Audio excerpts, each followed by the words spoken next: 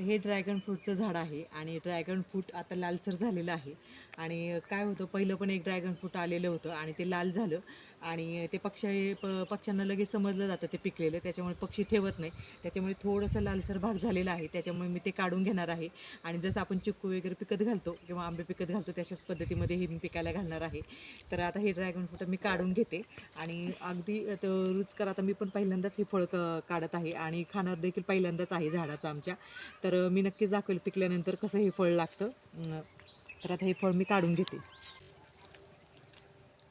पाहू शकता मस्त ही पिकी लाल कलर आलेला आहे असा आणि थोडंसं हिरवं हिरवं झालेलं आहे. आता हे पिकायला घालते मी थोडंसं आणि 1-2 दिवसांनी पाहूया मग आपण. 2 दिवसांनी पाहू शकता मस्तपैकी आपलं ड्रॅगन फ्रूट हे पिकलं आहे आणि चवीनं म्हणाल तर एक नंबर लागतं बरं का. तर झाडाचं पहिल्या फळाचा खाण्याचा आनंद हा वेगळाच असतो. पाहू शकता किती छान ना.